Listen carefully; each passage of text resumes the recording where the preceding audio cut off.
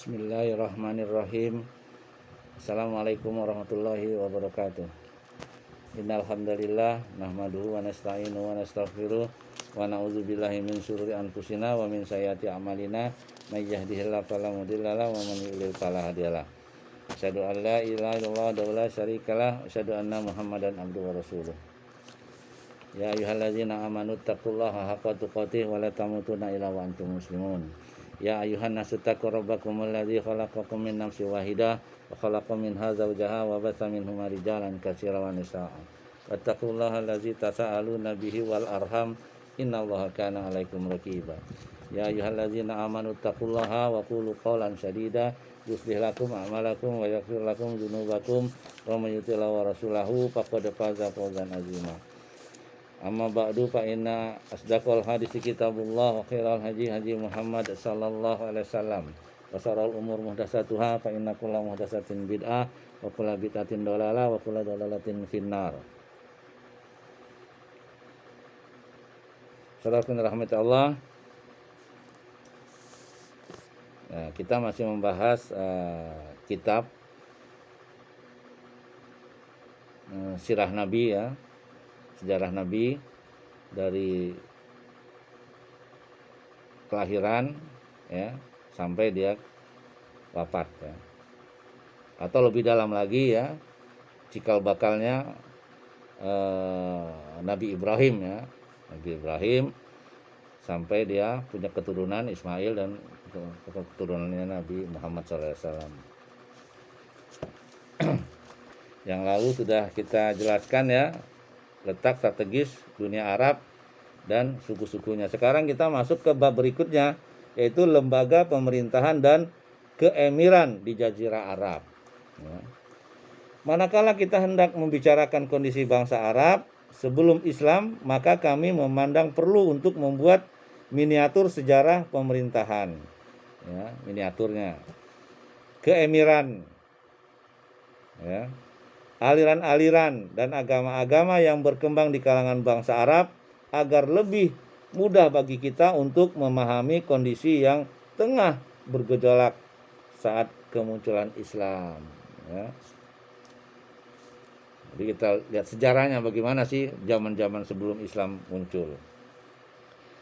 Di saat terbitnya matahari Islam, para penguasa di Jazirah Arab bisa dibagi menjadi dua kelompok. Yang pertama itu raja-raja ya, yang bermahkota.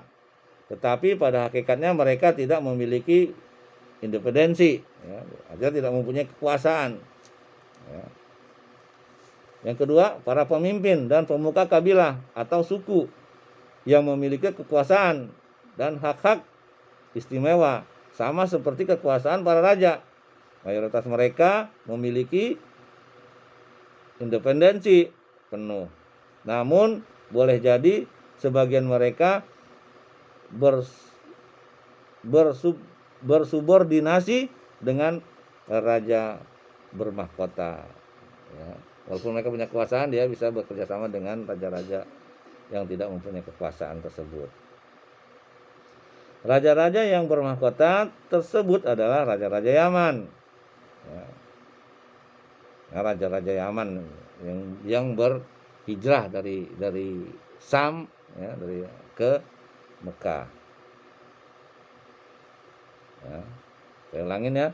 Raja-raja yang bermahkota tersebut adalah raja-raja Yaman, raja-raja kawasan Syam, keluarga besar Gosan dan raja-raja Hira. Sedangkan penguasa-penguasa selain mereka di Jazirah Arab tidak memiliki mahkota. Jadi mereka tidak memiliki mahkota walaupun raja ya. Poin pertama itu adalah pemerintah di Yaman. Di antara suku bangsa tertua yang dikenal di Yaman dari kalangan Arab Aribah dalam kaum Saba. Yaman itu namanya Saba. Keberadaan dan peran mereka berhasil diketahui berkat penemuan fosil Aur yang diperkirakan sudah ada sejak 25 abad sebelum Masehi. Puncak peradaban pengaruh serta perluasan pemerintah mereka dimulai 11 abad sebelum Masehi. Ya, sedangkan rahmat Allah, untuk menjelaskan semua ini ya, ada klarifikasi yang pertama. Ya. Atau klarifikasi periode pemerintahan mereka dapat diperkirakan sebagai berikut ya. Ada beberapa, kurang lebih ada 4 klarifikasi ya. Yang pertama, klarifikasi yang pertama antara tahun 1300 sebelum Masehi hingga 620 sebelum Masehi. Pada periode ini dinasti mereka dikenal dengan dinasti Al-Mu'inah atau Al-Mu'iniyah. Sedangkan raja-raja mereka dijuluki sebagai Mukrib Saba. Dengan ibu kotanya Sarwah, yang puing-puingnya terletak sekitar 50 km ke arah barat laut dari kota Ma'rib dan berjarak 142 km arah timur kota San'a yang dikenal dengan sebutan Khoribah. Pada periode inilah mereka dimulainya pembangunan bendungan yang dikenal dengan nama Bendungan Ma'rib dan memiliki peran besar dalam sejarah Yaman. Ada yang mengatakan wilayah pemerintahan kaum Saba ini telah sampai ke tingkatan aneksasi terhadap kawasan di dalam dan di luar negeri Arab. Itu klarifikasi yang pertama ya. Mereka buat bendungan ya. Yang klarifikasi yang kedua, antara tahun 620 sebelum Masehi hingga 115 ya, sebelum Masehi. Pada periode ini dinasti mereka dikenal dengan dinasti Saba dan julukan Maghrib mereka tanggalkan ya. Jadi julukan Maghrib mereka tinggalkan karena sekarang dia mempunyai julukan Saba ya, negeri Saba. Untuk kemudian hanya dikenal dengan raja-raja Saba. Mereka menjadikan Ma'rib sebagai ibu kota, menggantikan Sarwah. Puing-puing kota Ma'rib dapat dijumpai pada jarak 192 km dari arah timur San'a. Nah, berganti nama ya. Klarifikasi yang ketiga, dari tahun 115 sebelum Masehi hingga tahun 300 Masehi. Ini udah masuk Masehi ya. Pada periode ini dinasti mereka dikenal dengan dinasti Al-Himyariyah. Pertama, sebab kabilah Himyar telah memisahkan diri dari kerajaan Saba dan menjadikan kota Raidan sebagai ibu kotanya, menggantikan Ma'rib. Kemudian kota Raidan dikenal dengan nama Zofar ya. Jadi peninggalannya atau puing-puingnya dapat ditemukan di sebuah bukit yang memutar dekat Yarim. Pada periode ini mereka mulai jatuh dan mengalami kemerosotan serta kerugian besar dalam perdagangan dan yang mereka lakukan. Di antara penyebabnya adalah beberapa faktor. Yang pertama, dikuasainya kawasan utara Hijaz, saat ini disebut dengan Al-Batra, oleh etnis Anbat. Kata ini sekarang digunakan untuk menyatakan percampuran antara etnis selain Arab. Yang pertama. Kedua, berhasilnya bangsa Romawi menguasai jalur perdagangan laut setelah sebelumnya mereka berhasil menaklukkan Mesir ya, Syria dan sebagian utara kawasan Hijaz. Ketiga, adanya persaingan antara kabilah. Faktor-faktor inilah yang menyebabkan perpecahan keluarga besar suku Khotan atau Ali Khotan dan hijrahnya mereka ke negeri-negeri non jauh ya dari negara mereka ya. Ini klarifikasi yang keempat itu ya dari pemerintahan Yaman tersebut adalah dari tahun 300 Masehi hingga masuknya Islam ke Yaman. Nah, sebelumnya Yaman tuh Nasrani ya, sebelumnya agama Yahudi, Nasrani. Pada periode ini dinasti mereka dikenal dengan dinasti Al-Himyariyah. Ya, Himyariyah kedua. Pada periode ini kerusuhan dan berbagai peristiwa silih berganti melanda mereka. Tindakan mengkudeta terjadi secara beruntun. Ya, di perebutan kekuasaan ya. Demikian pula perang saudara.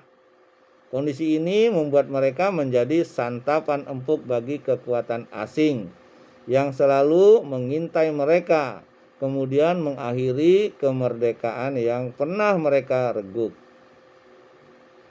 Begitu juga pada periode ini bangsa Romawi berhasil memasuki kota Aden ya, dan atas bantuan mereka untuk pertama kalinya bangsa Habasyah.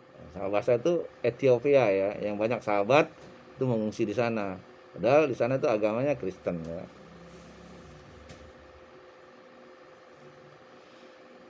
Berhasil menduduki negeri Yaman yaitu tahun 340 Masehi. Hal itu dapat mereka lakukan dengan memanfaatkan persaingan yang terjadi antara dua kabilah.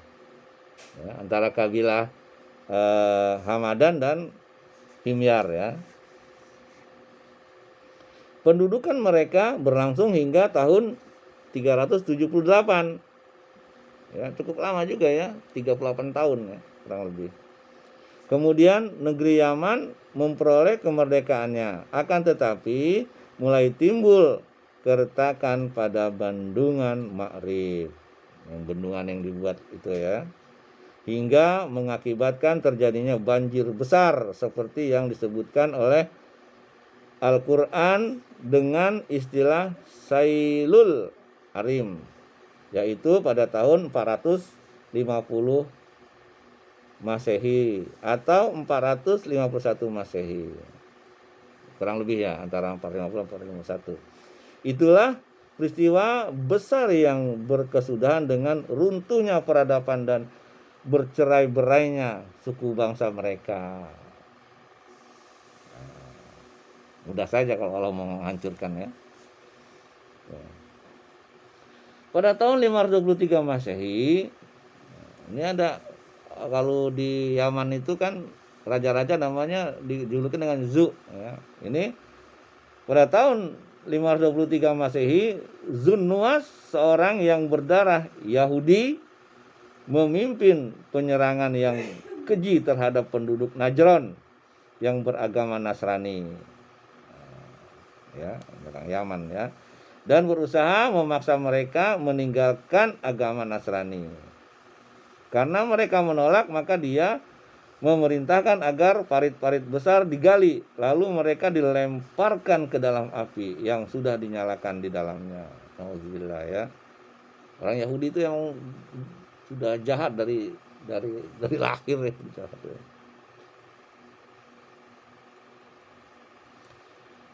Ya. Jadi dilemparkan mereka hidup-hidup ya. Hal inilah yang disyariatkan atau hal inilah yang diisyaratkan oleh Al-Quran dalam surah Al-Buruj ya, melalui firman Allah Subhanahu wa ta'ala.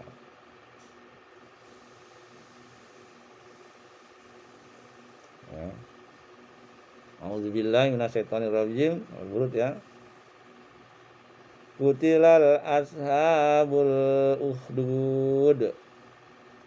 Binasa dan terlaknatlah orang yang membuat parit. Maksudnya orang Yahudi ya.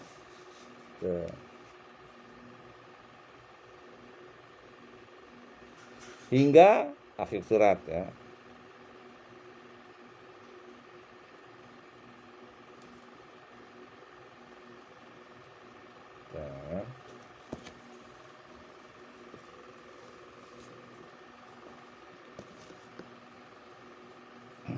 Kalau kita baca sampai dari yang pertama ya. A'udzubillahi minasyaitonirrajim. Bismillahirrahmanirrahim. Was-saba'i dzatil buruj wal yaumil mau'ud wa syahidin wa mashhud kutila ashabul ukhdud. Ya. 4 ayat ya.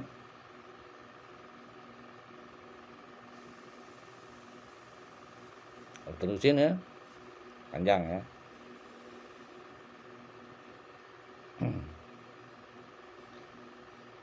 Jadi binasa dan terlaknatlah orang-orang yang berbuat parit, sehingga akhir surat tadi ya sampai ini sampai ayat kutila ashab ukhdud.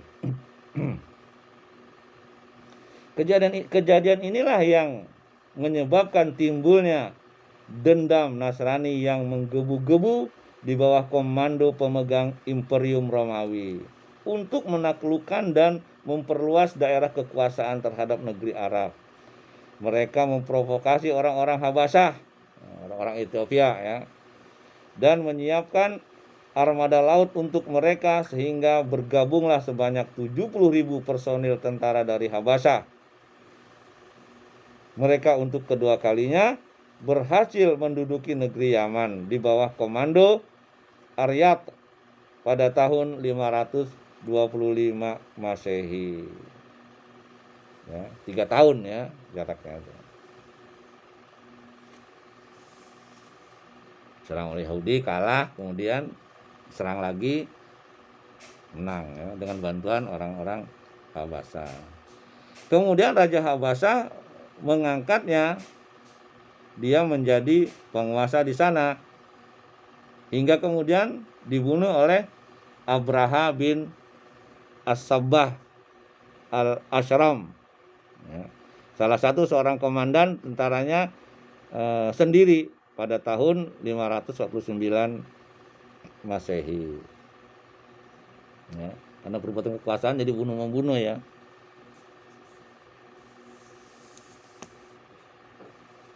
Jadi nanti Abraha yang berkuasa nih ya di Yaman itu, yang nanti akan menghancurkan Ka'bah. Akhirnya kalah dia ya.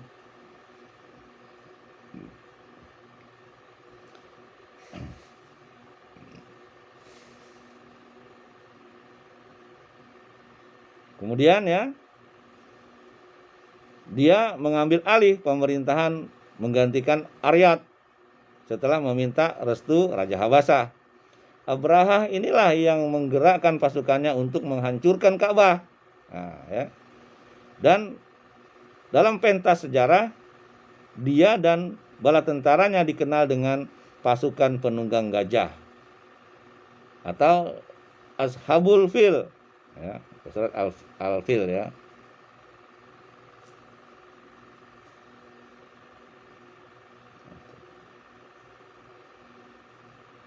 Sepulangnya dari sana menuju Son'a, dia tewas dan digantikan oleh kedua anaknya secara bergantian. Kedua-duanya ini malah menjadi penguasa yang lebih otoriter dan sadis dari bapak-bapak mereka sendiri.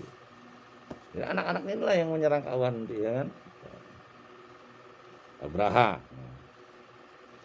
Setelah peristiwa Perang Gajah ya, setelah peristiwa Perang Gajah tersebut, penduduk Yaman ya,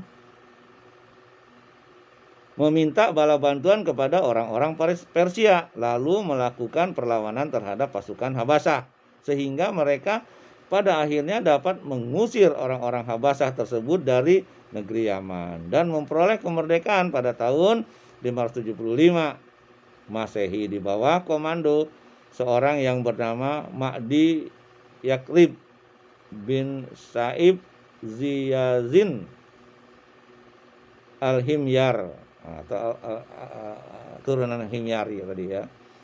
Mereka kemudian mengangkatnya menjadi raja. Mahdi Yakrib ternyata masih mempertahankan sejumlah orang-orang Habasyah guna menjadi pelayan baginya dan mengiringi perjalanan-perjalanannya. Akibatnya suatu hari mereka berhasil merencanakan pembunuhan terhadapnya. Dengan kematiannya ini berakhirlah tampuk kekuasaan dari dinasti Zin Yazin. Untuk itu, ya, Kisra ini anaknya ya, mengangkat seorang pelaksana pemerintahan dari bangsa Persia di San'a dan menjadikan Yaman sebagai salah satu wilayah konfederasi kerajaan Persia. Kepemimpinan orang-orang Persia atas negeri Yaman terus berlanjut hingga era kepemimpinan orang Persia berakhir, dan yang bernama Bazan, ini Bazan Asad yang dikenal ya, yang memeluk Islam pada tahun 638 Masehi. Dengan keislamannya ini berakhir pula lah tampuk pemerintahan kerajaan Persia atas negeri Yaman. Ya. Jadi Islam itu sudah ada ya dari tahun 638 Masehi, bahkan dari zaman-zaman nabi-nabi sebelumnya ya. Karena Islam itu artinya bertauhid ya.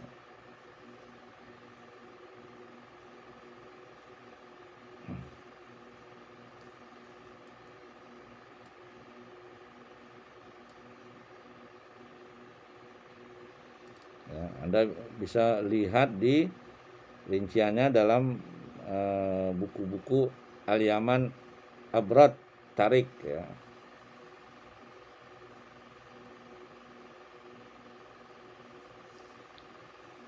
Saudara yang dirahmati Allah, kita masuk ke poin berikutnya tentang pemerintahan di wilayah Hirah. Kerajaan Persia menganeksasi negeri Irak dan wilayah sekitarnya sejak mereka berhasil disatukan oleh Cyrus the Great ya, tahun 557 sampai 529 sebelum Masehi ya. Jadi kembali lagi ya, sebelum Masehi. Sejak itu tidak ada yang mampu menentang mereka hingga muncul Alexander dari Macedonia pada tahun 326 sebelum Masehi yang mampu mengalahkan Darasatu ya, Darasatu raja mereka, dan mencerai-beraikan persatuan mereka. Akibatnya negeri mereka menjadi berkotak atau terkotak-kotak dan dipimpin oleh para raja yang dikenal dengan muluk atau waif atau raja-raja kelompok golongan. Mereka terus bertahan atas negeri tersebut hingga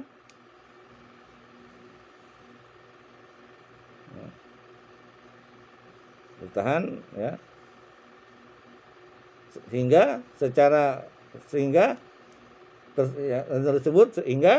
terbagi-bagi hingga tahun 230 Masehi.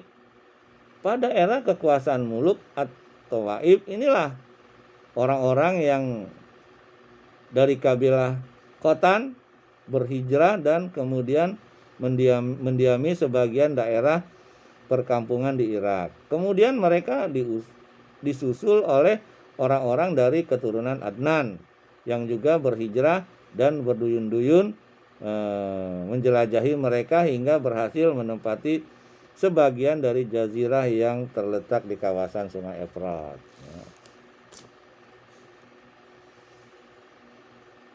Bangsa Persia kembali menjadi kuat untuk kedua kalinya pada era Ardashir, pendiri dinasti Sasaniyah sejak tahun 226 Masehi. Dia berhasil mempersatukan bangsa Persia dan berhasil menguasai bangsa Arab yang bermukim di wilayah tapal batas kekuasaannya. Dan ini merupakan salah satu sebab mengungsinya orang-orang dari suku Qoda'ah ke Sam ya. Dan tunduknya penduduk Hirah dan Anbar terhadap kekuasaannya. Pada era Ardashir, Juzaimah al-Waddah masih berkuasa atas Hirah dan seluruh penduduk dari suku Robi'ah dan Mudor yang menempati pedalaman Irak dan Jazirah Arab. Hal ini membuat Ardashir merasa mustahil dapat menguasai bangsa Arab secara langsung dan mencegah mereka untuk menyerang wilayah tapal batas kekuasaannya tersebut, kecuali dengan cara menjadikan salah seorang dari mereka, maksudnya bangsa Arab ya, sebagai kaki tangan, tetapi memiliki kefanatikan terhadapnya, mendukung dan membelanya. Dari sisi yang lain, dia juga sewaktu-waktu dapat memanfaatkan bantuan mereka untuk melawan para raja Romawi yang tidak atau yang dia takuti tersebut. Di samping itu, agar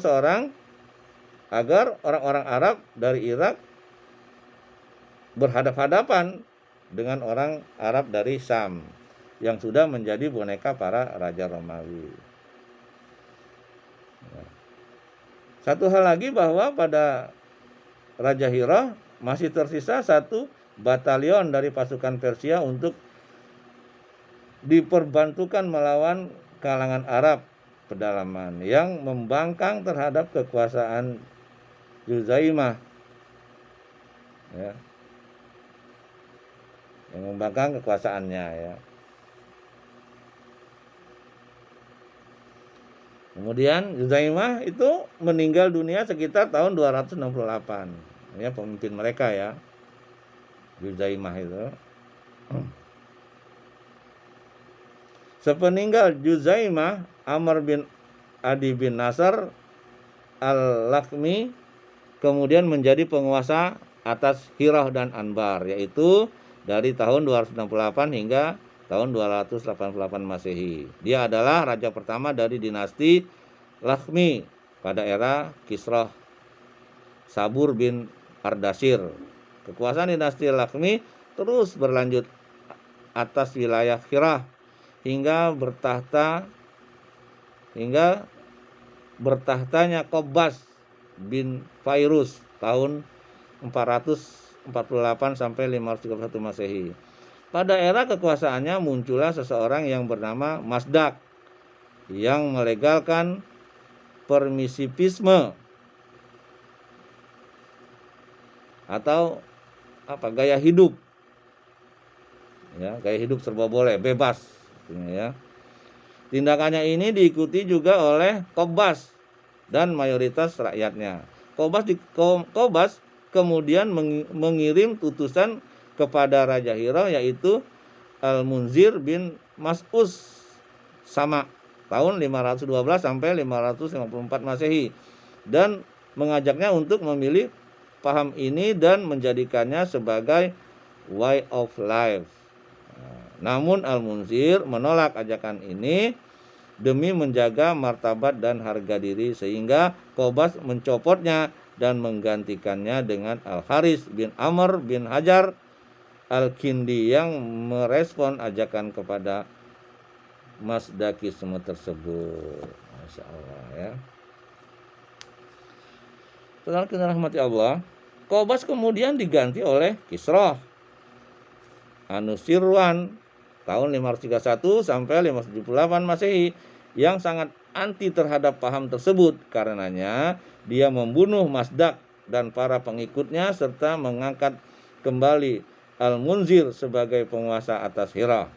Sementara itu dia terus memburu Al-Haris bin Amr, akan tetapi dia meminta perlindungan kepada kabilah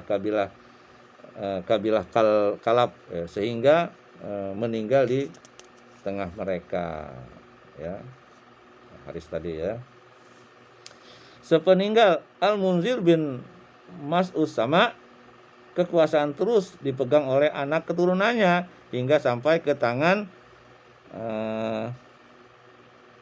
An-Nu'man, ya, hingga sampai ke tangan An-Nu'man bin Al-Munzir. Dialah yang mendapatkan kemarahan Kisrah akibat siasat adu domba yang direkayasa oleh Zaid bin Adi al-Ibadi. Kisrah akhirnya mengirim utusan kepada An-Nu'man untuk memburunya. Mereka secara sembunyi-sembunyi. An-Nu'man menemui Hani bin Mas'ud, kepala suku Ali Syaiban, seraya menitipkan kepadanya keluarga dan harta bendanya. Setelah itu dia menghadap Kisrah yang langsung menjebloskannya ke dalam penjara hingga meninggal dunia.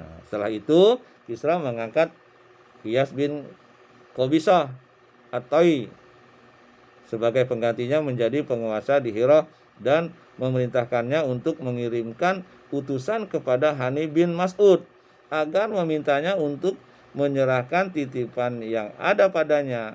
Namun Hani menolaknya demi menjaga harga diri dan martabat. Bahkan dia memaklukmatkan perang melawan raja.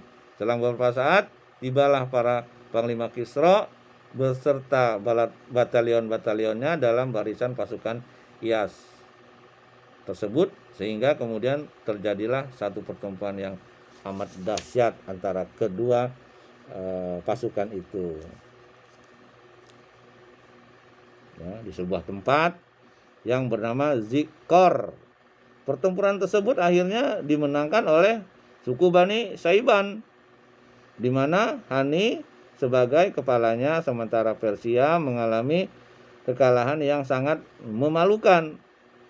Ini adalah kemenangan pertama bagi bangsa Arab terhadap bangsa asing. Ada riwayat yang menyatakan bahwa hal ini terjadi tak berapa lama setelah kelahiran Nabi SAW, sebab beliau lahir 8 bulan setelah berkuasanya Iyas bin Qabisah atas Hira. Ya.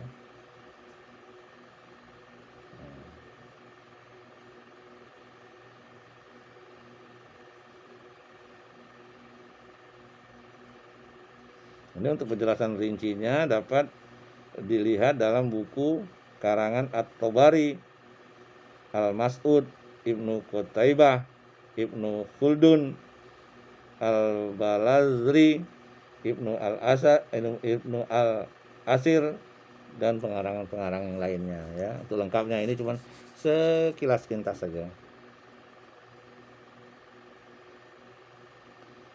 Sepeninggal Iyas, Kisra mengangkat seorang penguasa di Hira dari bangsa Persia yang bernama Azazbah yang memerintah selama 17 tahun dari tahun 614 sampai 631 Masehi.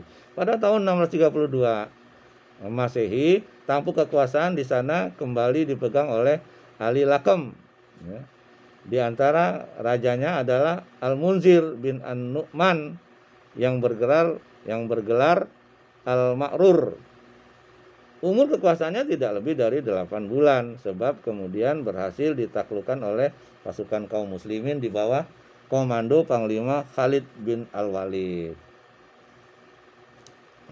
Ya.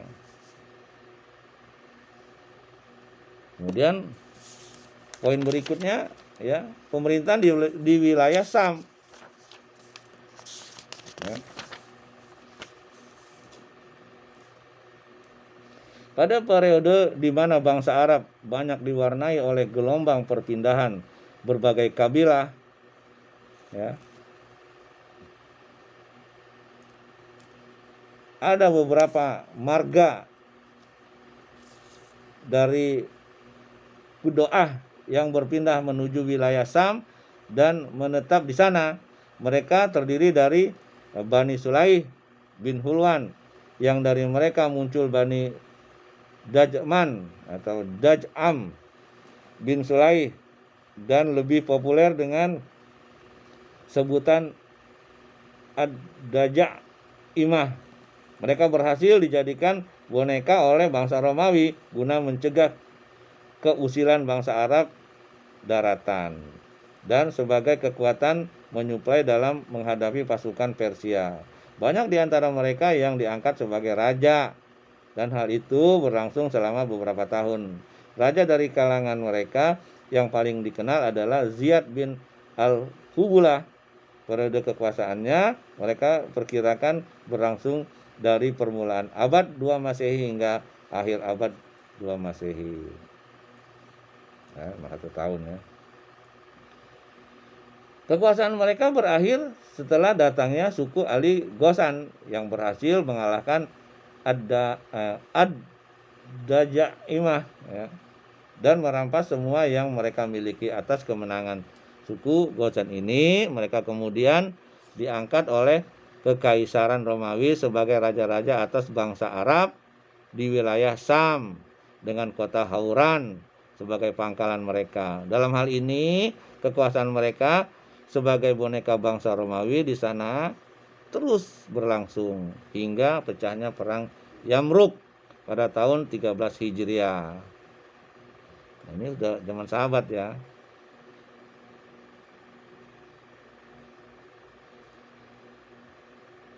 Tapi ini kita apa istilahnya, Nabi sudah lahir, tapi nanti kita akan ceritakan lagi Nabi lahirannya Nabi ya. Nabi itu lahir pada saat penyerangan apa Ka'bah oleh Abraha itu ya, disebut dengan tahun gajah.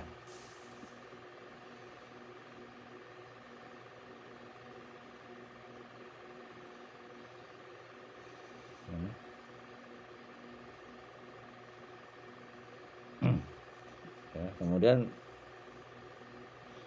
Jabalah bin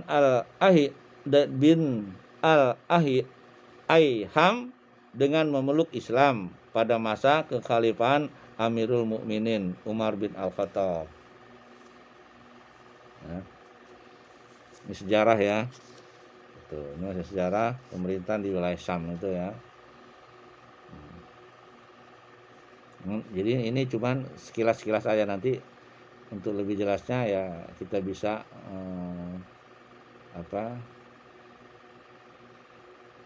melihat sejarahnya Khalifah Abu Bakar, Umar, Utsman dan Ali itu ya.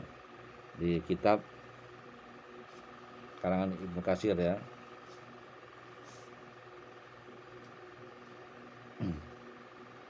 Kemudian keemiran di Hijaz.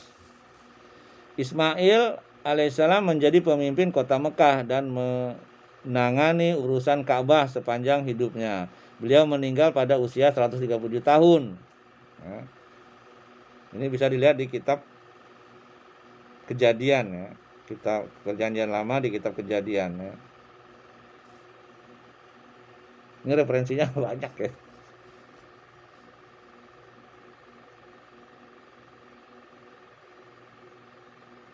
Sepeninggal beliau, kedua putra beliau yaitu Nabit kemudian Qadair secara bergilir menggantikan posisinya.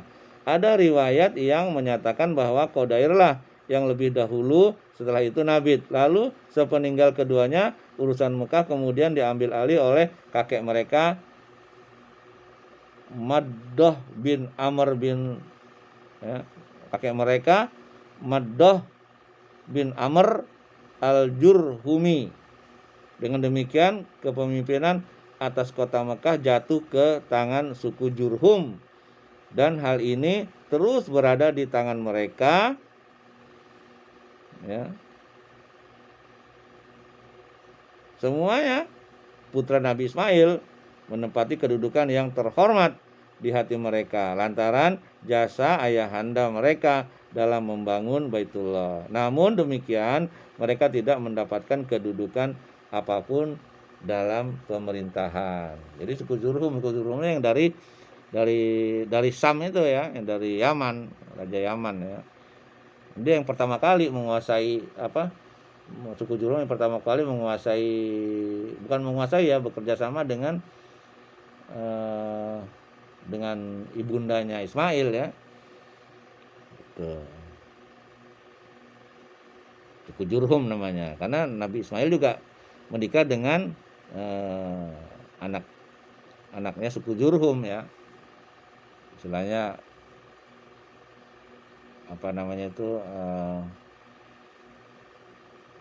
komandannya lah ya, suku Jurhum. Yang pertama dan yang pertama dicerai, yang kedua dia punya anak ya. Saudara dirahmati Allah, dengan demikian kepemimpinan atas kota Mekah jatuh ke tangan suku Jurhum, dan hal ini terus berada di tangan mereka. Semua putra Nabi Ismail menempati kedudukan yang terhormat ya, di hati mereka lantaran jasa ayahanda mereka dalam membangun Baitullah. Namun demikian mereka tidak mendapatkan kedudukan apapun dalam pemerintahannya. Ya, kemudian suku Jurhum juga nanti jatuh ini, dikuasain oleh suku Huda'ah namanya ya. Meskipun masa demi masa dan hari demi hari sesudah berlalu keadaan anak cucu Nabi Ismail tetap saja redup, tidak menentu, hingga pada akhirnya kondisi suku Jurhum pun semakin melemah menjelang munculnya Nabukadnezar ya, Nabukadnezar. Di lain pihak, bintang politik Adnan mulai bersinar di seantero langit Mekah. Sejak masa itu, hal ini ditandai dengan momen serangan Nabukadnezar terhadap bangsa Arab yang terjadi di Zat Irq, sekarang menjadi salah satu mikot haji ya. Zat Irq atau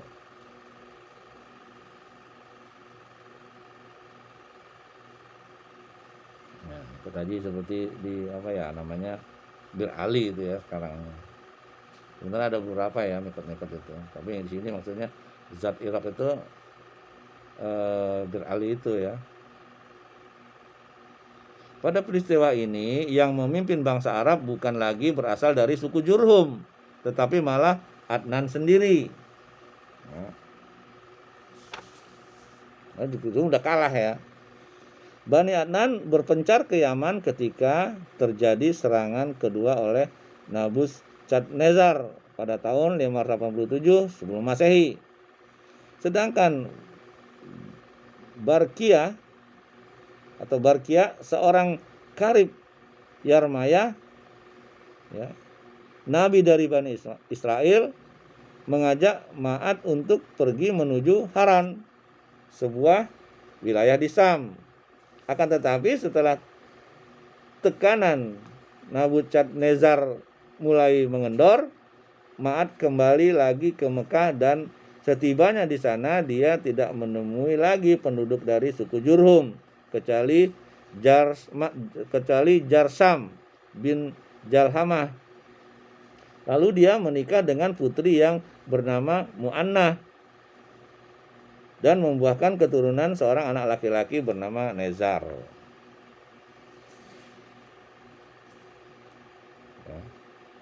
Di Mekah keadaan suku Jurhum semakin memburuk setelah itu dan mereka mengalami kesulitan hidup. Hal ini menyebabkan mereka menzalimi orang-orang yang datang ke kota Mekah dan merampas harta yang dimiliki oleh administrasi Ka'bah.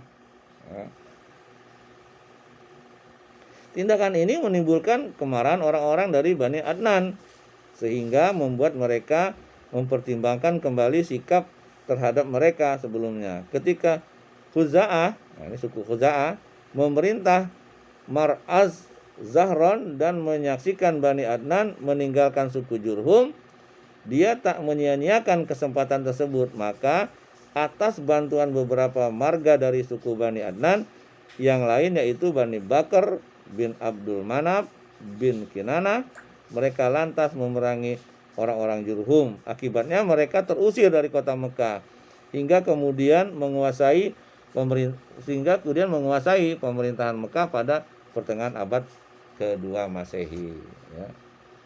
Jadi suku Jurhum itu sudah menguasai Mekah selama 500 tahun ya. Nah, dalam riwayat itu begitu dia dikalahkan oleh suku Za'ah, maka sumur Zam-Zam itu ditutup, diuruk. Sehingga selama 300 tahun suku Khuza'ah berkuasa di situ nggak punya air. Sehingga mereka beli dari luar untuk air itu. Karena dia nggak tahu Zam-Zam itu udah diuruk oleh suku Jurhum. Yang dimana suku Jurhum itu termasuk bagian dari Nabi Ismail ya. Karena dia kawin dengan suku Jurhum yang dari Yaman. Tatkala orang-orang Jurhum akan mengungsi keluar Mekah, mereka menyumbat sumur Zam-Zam dan menghilangkan jejak posisinya serta mengubur beberapa benda di dalamnya. Nah, ini dia ya, Jurhum yang ini.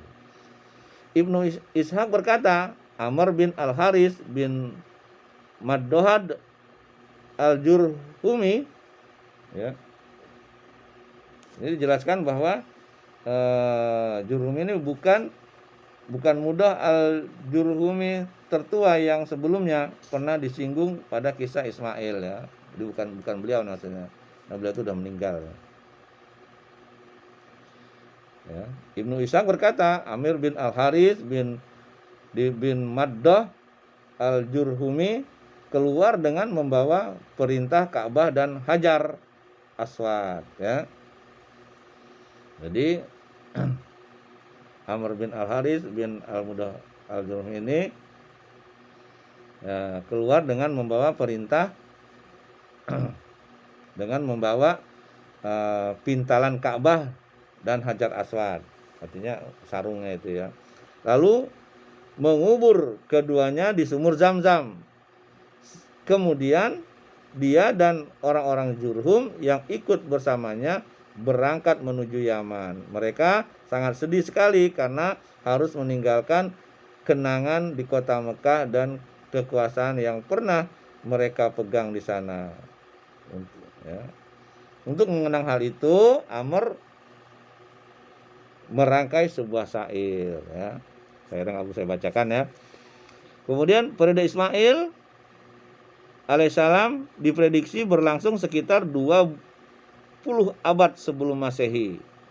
Dengan demikian, masa keberadaan suku Jurhum di Mekah berkisar sekitar 21 abad. Oh, ini lebih lama lagi ya. Dalam cerita itu cuma 500 tahun ya. 21 abad berarti kurang lebih 2000 tahun. 20 kali 100 ya. 2000 tahun berarti. Sedangkan masa kekuasaan mereka atas kota Mekah berkisar 20 abad.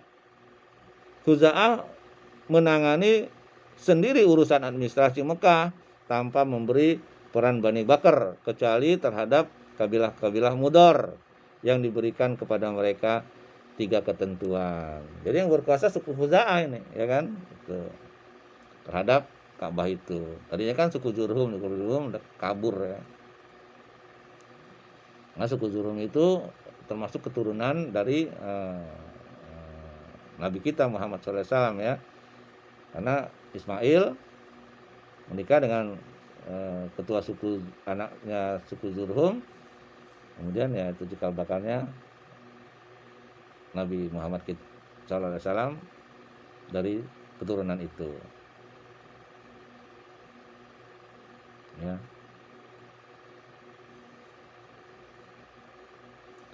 Ketentuan yang pertama, berangkat bersama orang-orang yang berhaji dari Arafah ke Musdalifah dan membolehkan mereka berangkat dari Mina pada hari Nafar.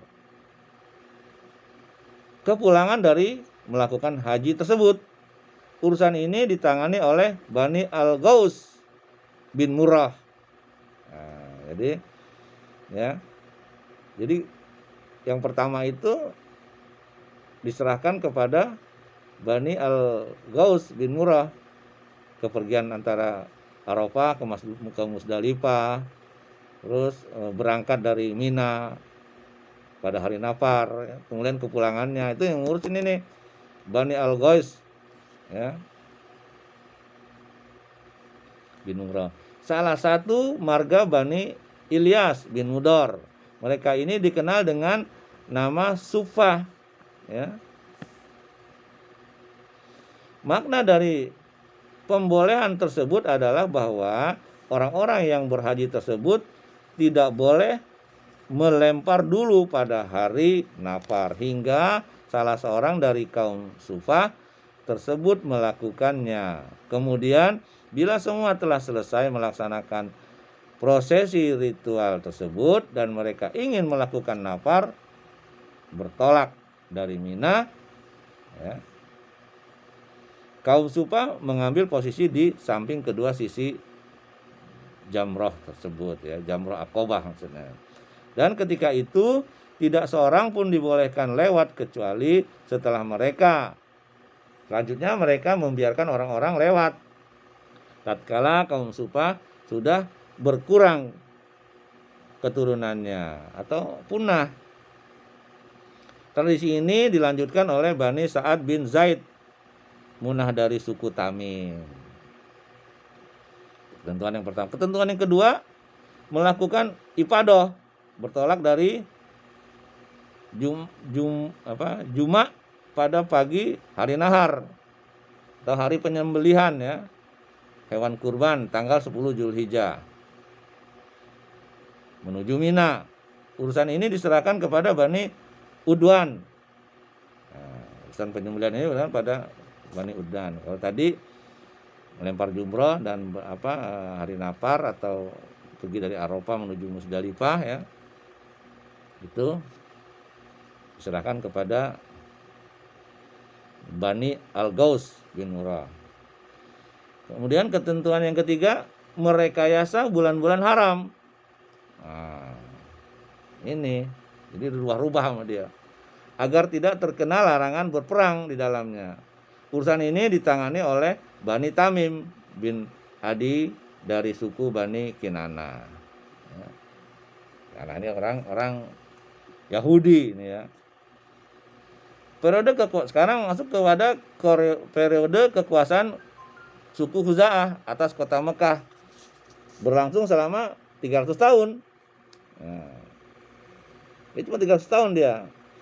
Pada periode kekuasaan mereka ini, kaum Adnan menyebar di kawasan Najd, pinggiran Irak dan Bahrain. Sedangkan marga dari Quraisy masih bertahan di pinggiran kota Mekah dan hidup sebagai Halul atau suku yang suka turun gunung, dan Siram yang turun gunung guna mencari air bersama unta mereka, serta menempati rumah-rumah yang berpencar-pencar di tengah kaum mereka. Ya. Bani Kinana meskipun demikian, mereka tidak memiliki wewenang apapun baik dalam pengurusan kota Mekah ataupun Ka'bah hingga kemunculan Quraisy bin Kilab.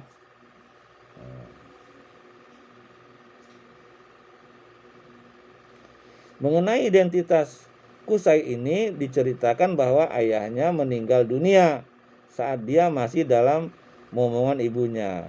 Kemudian ibunya menikah lagi dengan seorang laki-laki dari Bani Azorah, ya, yaitu Rabi'ah bin Haram. Lalu ibunya dibawa ke negeri asalnya di pinggiran kota Syam. Ketika Qusay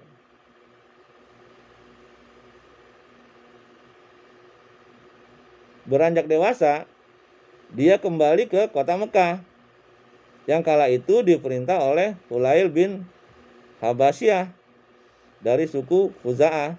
Lalu dia mengajukan pinangan kepada Hulail untuk menikahi putrinya, Hubbe namanya ya. Jadi Qusay nanti yang berkuasa nih ya, karena dia masuk keturunan suku Jurhum nih dia ini ya. Sebenarnya tidak boleh ya, orang Khuza'ah nggak pernah mau ya menikahkan anaknya dengan suku Jurhum. Tapi ini karena Qusay ini orangnya cerdas ya, akhirnya diterima. Maka Gayung pun bersambut dan dia pun menikahkannya dengan putrinya tersebut. Ketika Hulail meninggal dunia, terjadi perang antara Khuza'ah dan Quraisy ya. Ini suku Quraisy ya, yang dari Qusay tadi ya, yang berakhir dengan kekuasaan Qusay atas urusan kota Mekah dan Ka'bah. Ada 3 versi riwayat berkaitan dengan sebab terjadinya perang tersebut. Banyak versi ya.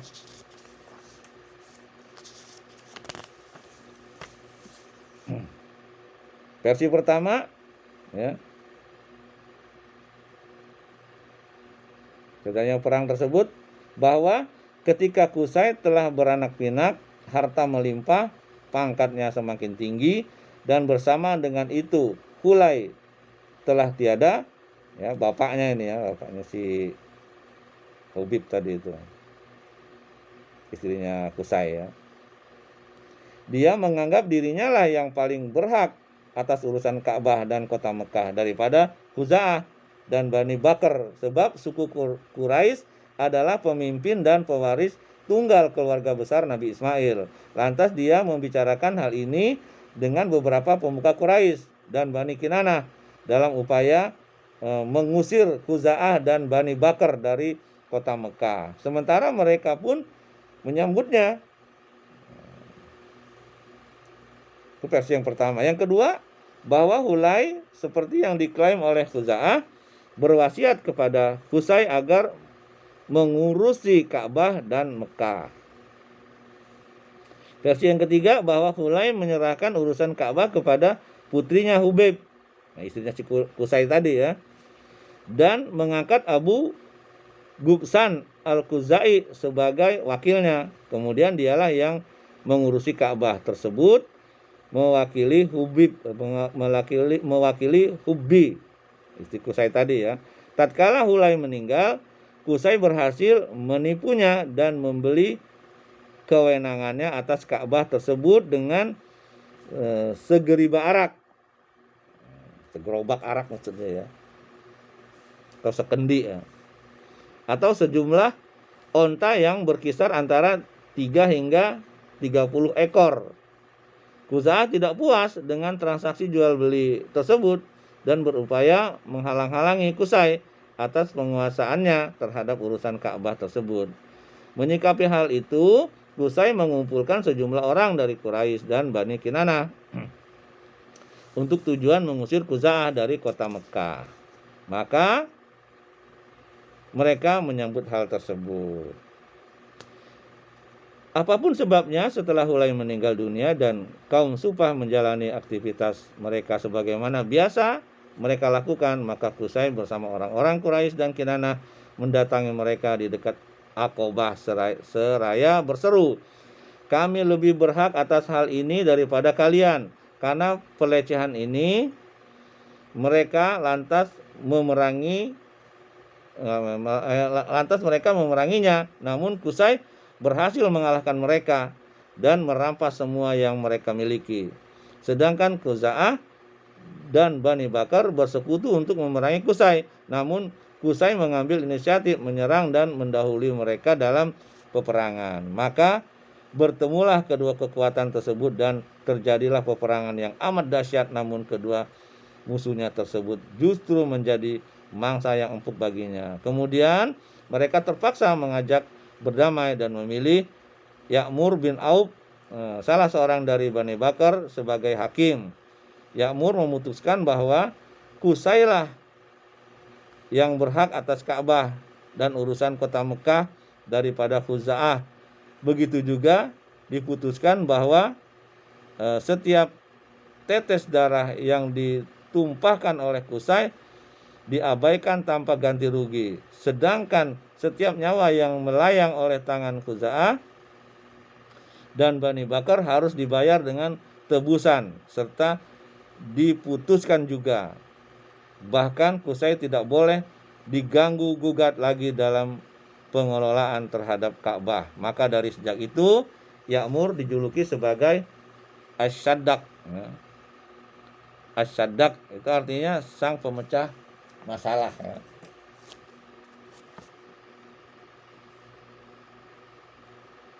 Ya'mur ini orang terpandang lah istilahnya ya. Sebut sebagai Asy-Syaddaq.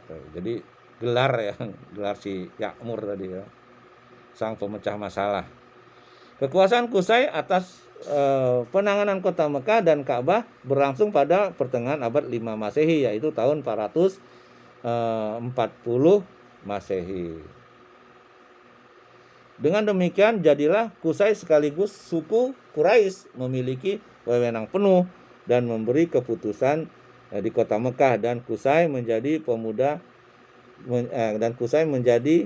pemuka agama bagi Ka'bah ya, yang selalu dikunjungi oleh orang-orang Arab dari seluruh pelosok jazirah. Di antara hal yang dilakukan oleh Qusay adalah mengumpulkan kaumnya dan memindahkan mereka dari rumah-rumah mereka ke Mekah dan memberikan mereka lahan yang dibagi menjadi 4 bidang. Lantas menempatkan setiap suku dari Quraisy ke lahan yang telah ditentukan bagi mereka, serta menetapkan kembali jabatan sebelumnya kepada mereka yang pernah memegang, yaitu suku Nasa'ah ya, Ali Sofwan, Udwan, dan Murrah bin Auf sebagai sebab dia melihat sudah menjadi tanggung jawabnya untuk tidak merubahnya. Saudaraku dirahmati Allah, di antara peninggalan-peninggalan Qusay adalah ya, Darun Nadwa.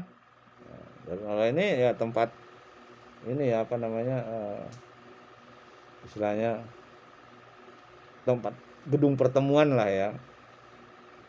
Ya, peninggalan Qusay adalah Darun Nadwa yang didirikannya di samping utara Masjid Ka'bah. Ya, sekarang udah nggak ada ya, Masjidil Haram itu, dan menjadikan pintunya mengarah ke masjid. Ya, mengarah ke masjid. Darun Nadwa merupakan tempat berkumpulnya orang-orang Quraisy yang di dalamnya dibahas rincian tugas-tugas mereka. Ia merupakan tempat yang meninggikan martabat Quraisy karena dapat menjamin kata sepakat di antara mereka dan menyelesaikan sengketa secara baik. Jadi Darun Nadwa itu ya tempat mereka ya untuk berdiskusi ya. Darun Nadwa namanya. Di antara ciri-ciri yang menunjukkan kepemimpinan dan kemuliaan Qusay adalah yang pertama itu mengepalai Darun Nadwa. Dialah kepalanya ya, Darun Nadwa. Di mana di dalamnya mereka berurun rembuk tentang masalah-masalah strategis yang menimpa mereka dan juga sebagai tempat mengawinkan anak-anak mereka, anak-anak perempuan mereka. Yang kedua, pemegang panji-panji perang tidak akan diserahkan kepada orang lain selain ke tangannya atau ke tangan salah seorang dari anak-anaknya dan harus dilangsungkan di Darun Nadwa ya. Di Darun Nadwa.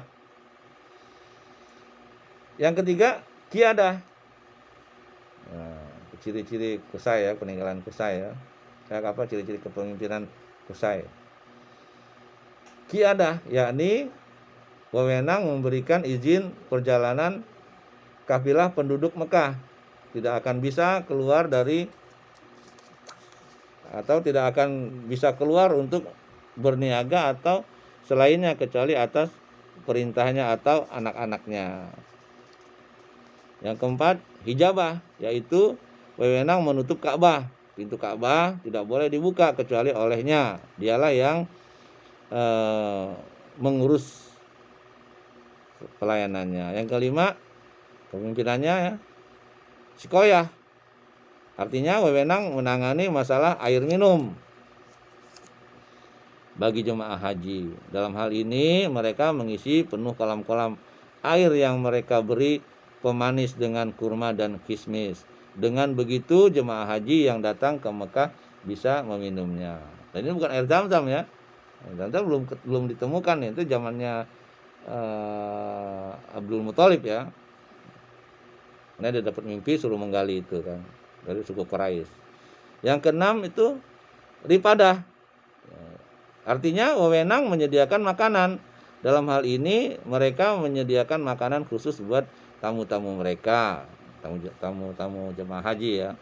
Qusay mewajibkan kharaj, semacam pajak kepada kaum Quraisy yang dikeluarkan pada setiap musim haji dari harta mereka untuk diserahkan kepada Qusay. Lantas hal tersebut dipergunakan untuk menyiapkan makanan buat jemaah haji, khususnya bagi mereka yang tidak memiliki uang dan bekal yang cukup. Ya. Masya Allah. Ya. Semua hal tersebut adalah menjadi wewenang Qusay. Sedangkan anaknya Abdul Manaf, Qusay ini punya anak Abdul Manaf, juga otomatis telah memiliki karisma dan kepemimpinan semasa hidupnya. Dan hal itu diikuti juga oleh adiknya Abdul Dar. Suatu ketika berkatalah Qusay kepadanya, "Aku akan menghadapkanmu dengan kaum kita meskipun sebenarnya mereka telah menghormatimu." Kemudian Qusay berwasiat kepadanya agar dia memperhatikan wewenangnya dalam mengemban maslahat kaum Quraisy. Lalu dia berikan kepadanya wewenang atas Darun Nadwah tersebut, ya. Seperti hijabah, panji, sikoyah, dan rifadah.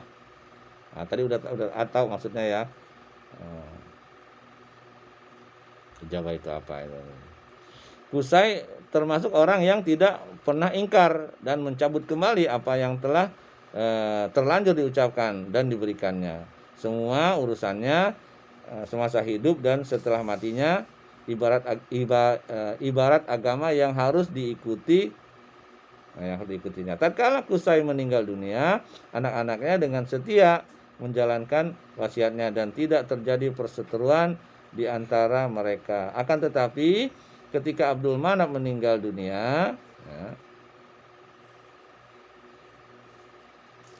anak-anaknya bersaing keras dan anak-anak paman mereka, Abdul Dar, saudara-saudara sepupu mereka, dalam memperebutkan wewenang tersebut. Akhirnya suku Qusay terpecah menjadi dua kelompok. Bahkan hampir saja terjadi perang saudara di antara mereka.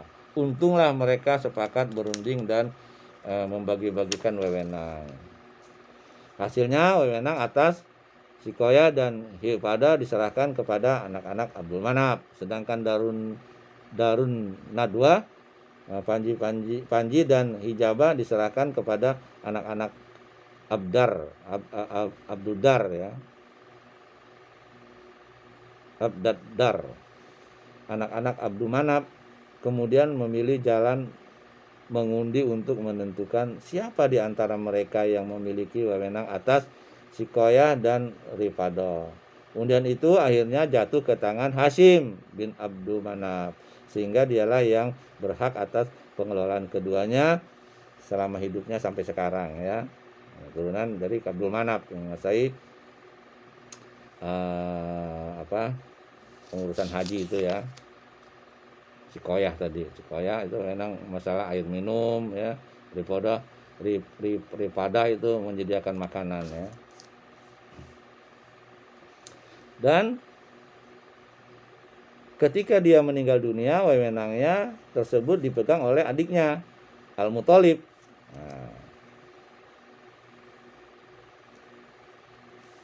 Adiknya, jadi Abdul Manaf ini, Hashim bin Abdul Manaf ini mempunyai adik namanya Al-Muthalib dan Abu Manaf, yang diteruskan kemudian oleh Abdul Muthalib bin Hashim bin Abdul Manaf, kakek Rasulullah SAW.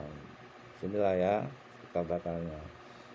Kewenangan tersebut terus berlanjut atau terus dilanjutkan oleh keturunannya hingga datangnya Islam, di mana ketika itu wewenangnya berada di tangan Al-Abbas bin Abdul Al-Muthalib. Dalam riwayat lain dikatakan bahwa Qusay sendirilah yang membagi-bagikan wewenang atas urusan-urusan tersebut di antara anak-anaknya, untuk kemudian mereka wariskan secara turun-temurun, ya kan.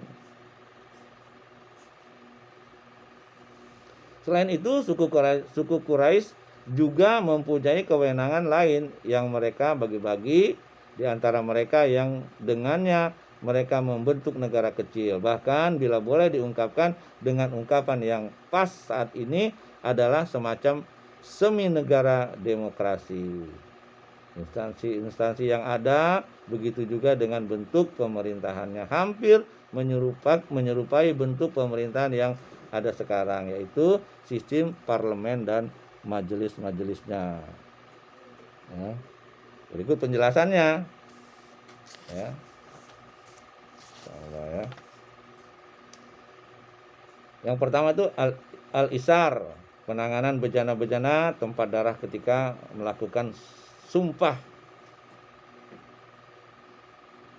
Urusan ini diserahkan kepada suku Jumah.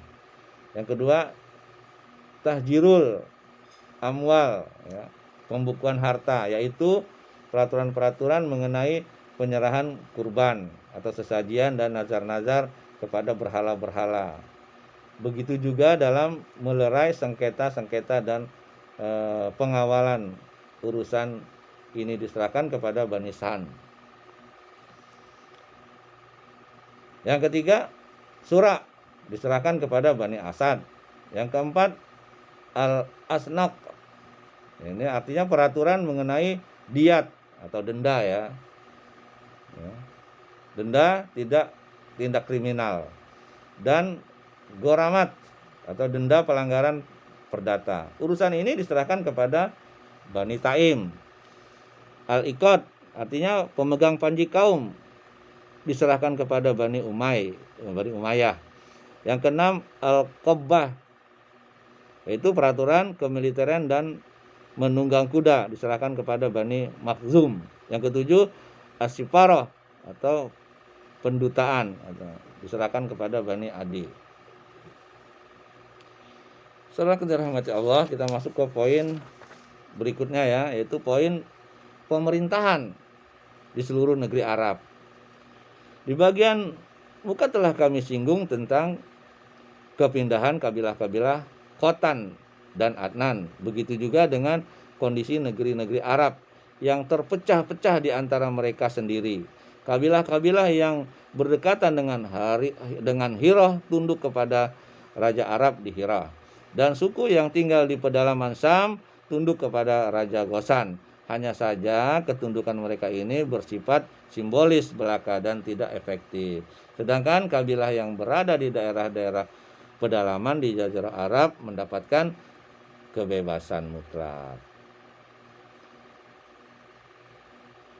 Sudah dirahmati Allah, sebenarnya setiap kabilah tersebut memiliki pimpinan yang diangkat oleh kabilahnya. Begitu juga kabilah mereka ibarat pemerintah mini yang pilar politiknya adalah kesatuan ras dan kepentingan yang saling menguntungkan dalam menjaga tanah air secara bersama dan membendung serangan lawan. Kedudukan pemimpin kabilah tersebut di tengah kaumnya seperti kedudukan para raja. Artinya setiap kabilah selalu tunduk kepada pendapat pemimpinnya, baik dalam kondisi damai ataupun perang, dan tidak ada yang berani menyanggahnya. Dialah yang memiliki semua kekuasaan dan pendapat yang absolut, bak seorang diktator yang kuat. Sampai-sampai jika salah seorang dari mereka marah, maka marah pula lah beribu-ribu pedang yang berkilatan. Tanpa bertanya apa penyebab kemarahannya, hanya saja persaingan dalam memperebutkan kepemimpinan yang terjadi di antara sesama keturunan satu paman sendiri. Kadang membuat mereka sedikit berbasa-basi di hadapan orang banyak. Hal itu tampak dalam perilaku-perilaku dalam berderma, menjamu tamu, menyumbang,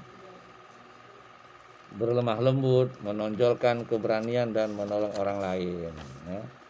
Hal itu mereka lakukan semata-mata agar mendapat pujian dari orang, khususnya bagi para penyair yang menangkap sebagai penyambung lidah kabilah pada masa itu. Di samping itu, mereka lakukan juga agar derajat mereka lebih tinggi dari para pesaingnya. Nah, kalau dulu sistem informasinya melalui syair. Para pemuka dan pemimpin kabilah memiliki hak istimewa sehingga mereka bisa mengambil bagian dari harta rampasan perang berupa bagian yang disebut mirba, sopi, nasitoh, atau fudul dalam menyifati tindakan ini. Kan mereka bersair lagi ya.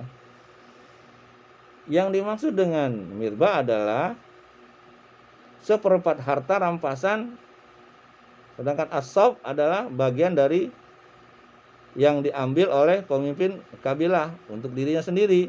Sedangkan an-nasyitah adalah sesuatu yang didapat oleh pemimpin kabilah di jalan sebelum sampai kepada musuh.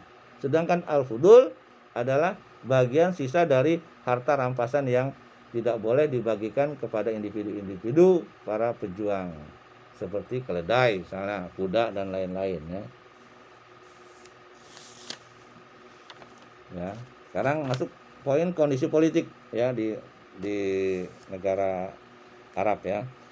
Setelah kami menjelaskan tentang para penguasa di negara Arab, selanjutnya kami akan menjelaskan sedikit gambaran tentang kondisi politik yang mereka alami. 3 wilayah yang letaknya berdampingan dengan negeri asing, kondisi politiknya sangat lemah dan merosot serta tidak ada perubahan menonjol. Mereka dikelompok-kelompokkan kepada golongan-golongan tuan-tuan dan para budak-budak atau para penguasa dan rakyat. Para tuan-tuan terutama bila mereka orang asing memiliki seluruh kambing, sedangkan para budak sebaliknya, yaitu mereka semua wajib membayar upeti. Dengan ungkapan lain yang lebih jelas, bahwa rakyat ibarat sebuah sawah yang selalu mendatangkan penghasilan untuk dipersembahkan kepada pemerintahan yang memanfaatkan untuk bersenang-senang, melampiaskan hawa nafsu, keinginannya, kelaliman dan upaya memusuhi orang. Sementara nasib rakyat sendiri tidak karuan, ya. Hidup tidak menentu. Kelaliman menimpa mereka dari segala arah, namun tak seorang pun di antara mereka yang mampu mengadu. Bahkan mereka diam tak bergerak terhadap tamparan kelaliman dan bervariasi siksaan. Yang berlaku kala itu adalah hukum tirani, sedangkan hak-hak asing hilang dan ternoda. Adapun kabilah-kabilah yang berdampingan dengan kawasan ini adalah orang-orang yang tidak mempunyai pendirian, yang dilempar ke sana kemari oleh hawa nafsu dan ambisi pribadi. Terkadang mereka berpihak kepada penduduk, ya, pada penduduk Irak dan terkadang juga berpihak kepada penduduk Syam. Kondisi kabilah-kabilah dalam Jazirah Arab kondisi Arab tersebut benar-benar berantakan dan cerai-berai. Yang dominan pada mereka adalah perseteruan etnis, perbedaan ras dan agama. Seorang dari mereka sampai mengeluh, ya.